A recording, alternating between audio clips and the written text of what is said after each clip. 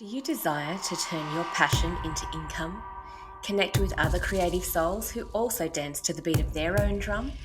I'm Marie-Nicole, and I'm devoted to combining beauty, uniqueness, and connection in everyday living experiences.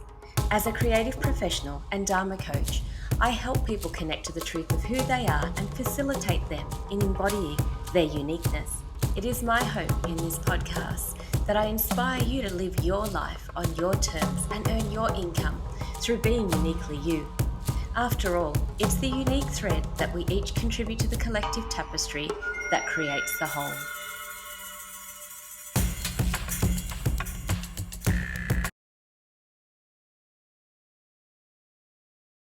It's not luck that creates success.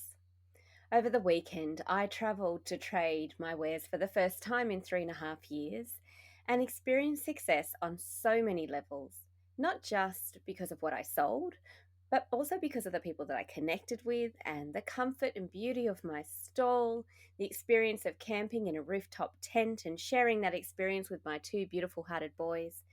But that's not to say that everything about this experience was easy or even lucky. I'm often referred to as lucky, with phrases being said to me like, "You are lucky because," insert whatever finishes off that phrase in your mind. But nothing could be further from the truth. I am not lucky, nor are those performers that you see confidently sharing their gifts on stage.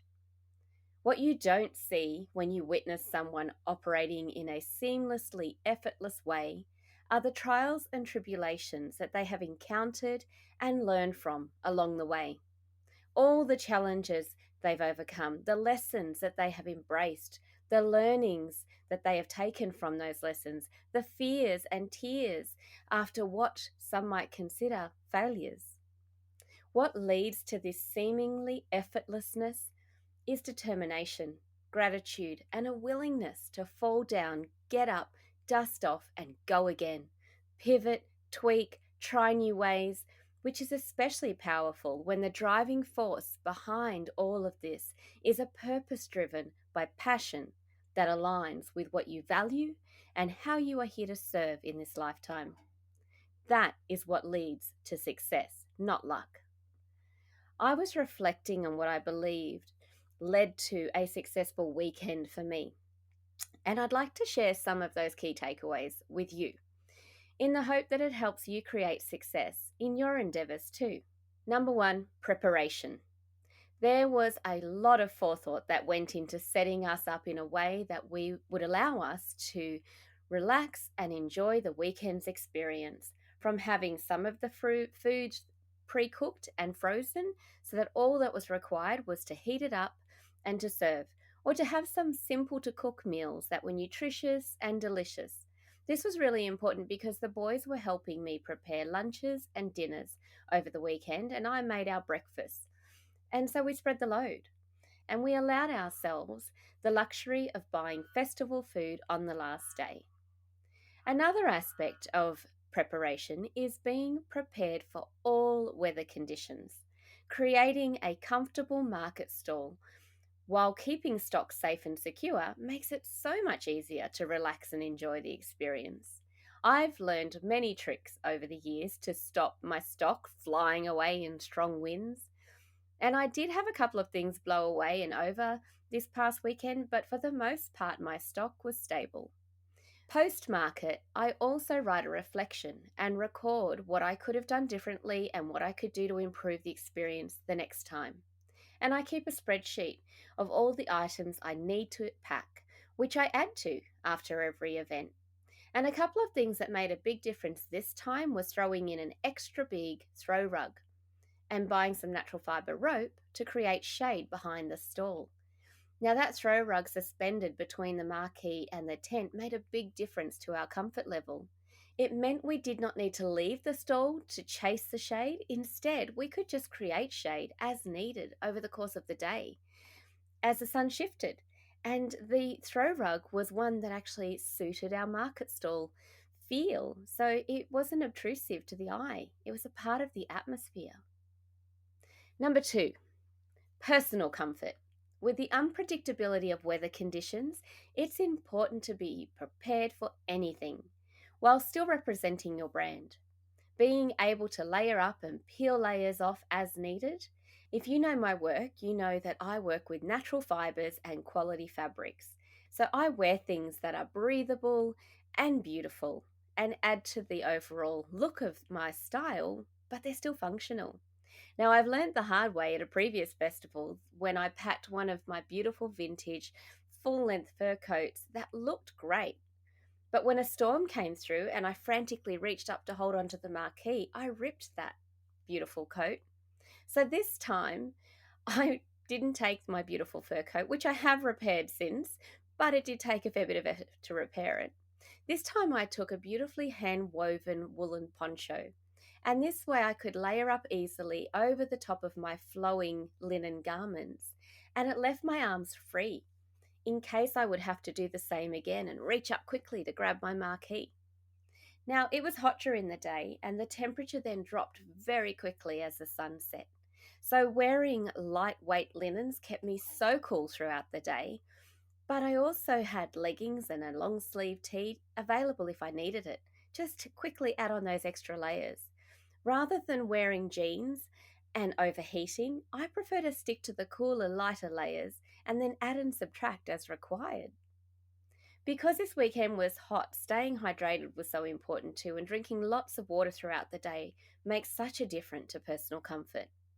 Now, this all may sound like common sense, but I can assure you I've witnessed firsthand others who have not considered these simple ways to maintain comfort, which is why I'm sharing them with you, just in case you haven't thought of them either. Number three is presence.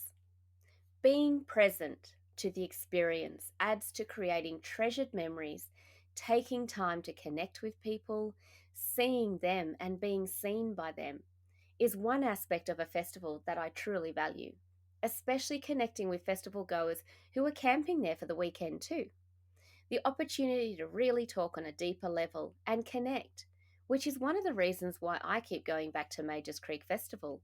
I have made the most beautiful treasured connections with customers through this event who have then visited my bricks and mortar store and continue to do so. There's also the opportunity to connect with fellow stall holders, food vendors, and performers.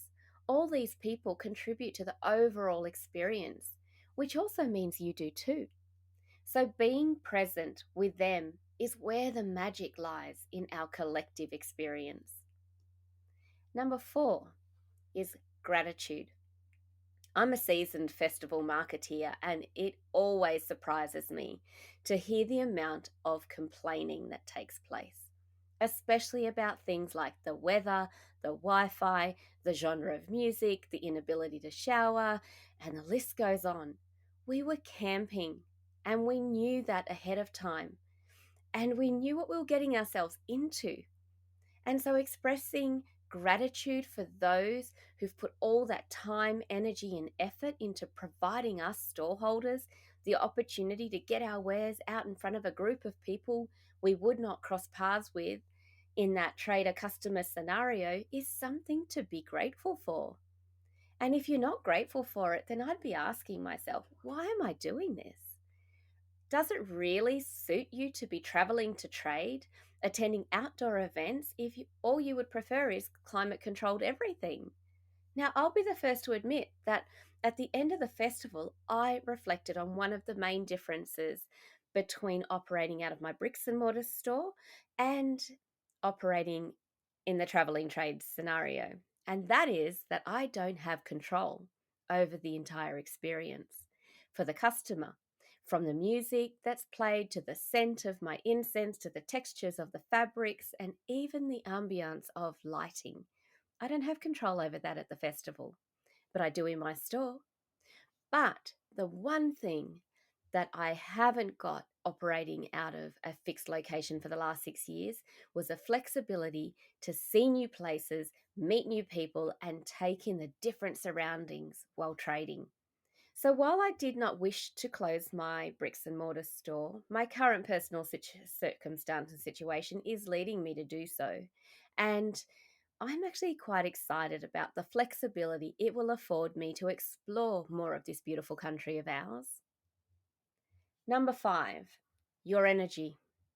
Approaching experiences with gratitude brings a different energy to the whole experience. Now, you may think this is a bit woo-woo to think that your vibe affects your experience, but science has proven that the energy we emit affects everything around us.